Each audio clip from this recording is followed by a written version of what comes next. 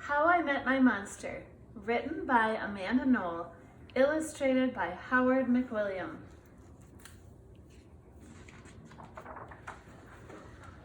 One night, when I reached under the bed for my truck, I found this note instead. Monsters, meet here for final test. Z. Ha! My parents were obviously trying to trick me into staying in bed. I didn't believe in monsters. So I crumpled the paper, grabbed my truck, and zipped over to my garage. I heard some creaking and rumbling, but I wasn't scared. Our house always made noises at night. But then a voice under the bed scolded, "Stop that stomach rumbling! The child will hear you." Voices? Stomach rumbling? If this was part of my parents' trick, it was pretty cool. I peered into the inky blackness. 5 pairs of eyes blinked back. "See? Now he knows we're here," the voice sighed. "One of you has broken monster rule number 1. Maintain the element of surprise." This is no trick, I thought. There are monsters under my bed.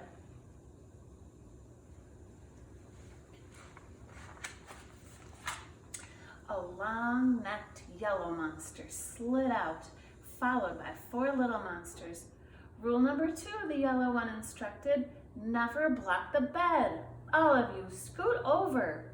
Hey, I realized, that one must be their teacher. I sat up straight, mesmerized by the monster parade shuffling across my bedroom. "That's better," the teacher monster said. "Access to the bed is clear. Now, who knows rule number 3? The purple monster teetered on his tiptoes and gurgled, "Get the child into bed." "That's correct, Genghis. And how would you do that?" "Well, Mr. Z, I would roar my scariest roar." "All right, give it a go." Genghis took a deep breath, opened his mouth, and let out a tiny blurp. "Stomach rumbling would have a better chance of getting me in bed than that funny little noise," I laughed. "The child is right," said Mr. Z, shaking his head. "That was not sufficiently scary, Genghis. I'm sorry. You're not the best monster for this child." There was some creaking as Genghis slunk beneath the bed. Before I could investigate where Genghis had gone, Mr. Z asked, "Now, who wants to try to get the child into bed?" The orange monster looked at the ceiling and the red monster looked at the floor. Only the green monster looked at me. First, he stared at my toes and started drooling. Then he took a step toward me and I heard that rumbling noise again. I sprang into bed so he couldn't get my feet. Mr. Z blinked. "Very unconventional, Gabe. Your stomach gargles seem to be what this child needs." What I needed was to make sure this little Gabe monster didn't eat my toes.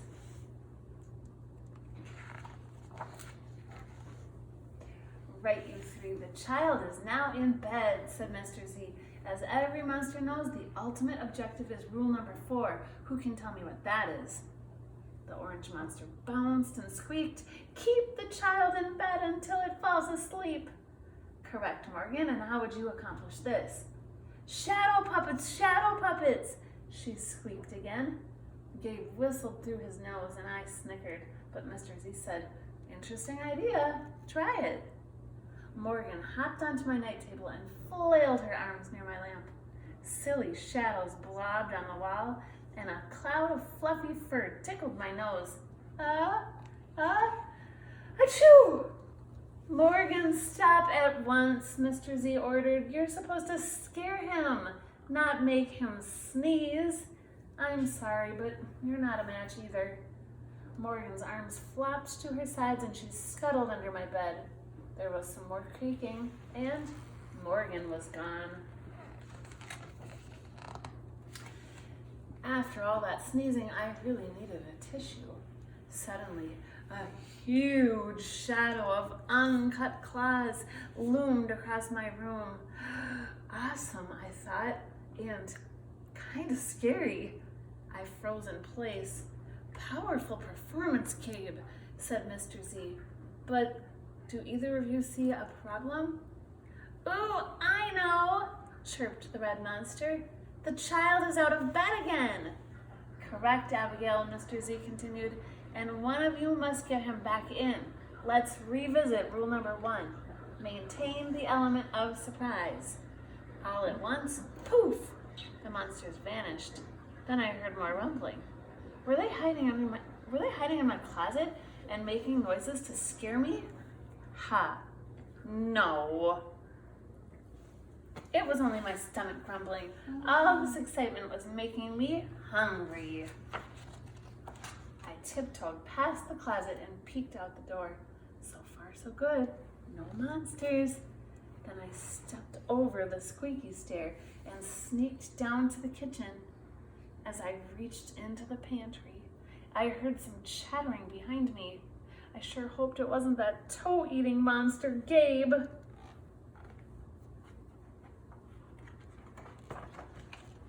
I yanked open the fridge. Ha! It wasn't Gabe. It was just a red monster shivering on the shelf. Found you, I laughed. Nice try, Abigail, said Mr. Z, but this isn't working. You're not the right monster for this child. But Mr. Z, she whined, it's not my fault he's not scared of me. I'm sorry, Abigail, let's go. Abigail clomped behind Mr. Z. When I heard the creaking, I knew she was gone. I grabbed some crackers and headed upstairs, wondering if Gabe was gone too. I munched all the way down the hall, then went into the bathroom to brush my teeth again. When I opened the door a minute later, Gabe was definitely not gone.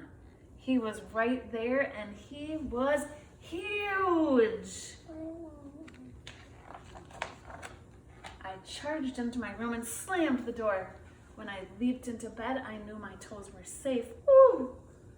I was surprised to hear breathing under my bed. Ragged breathing. And stomach rumbling. Hey, kid, Gabe growled. Good to see ya. I pulled my covers up tight. Now, if you don't mind, I'd like to start my evening with an ominous puddle of drool. I peeked over the edge of the bed. Green ooze spread soundlessly from underneath. Then the bed quivered as Gabe unfurled his spiked tail. Well, this looks quite promising, Mr. Z noted. When I heard some more creaking, I knew Mr. Z was gone. I was alone with Gabe. Gabe loomed over my bed and began sharpening his claws on my bedpost. How'd you get so big? I gasped.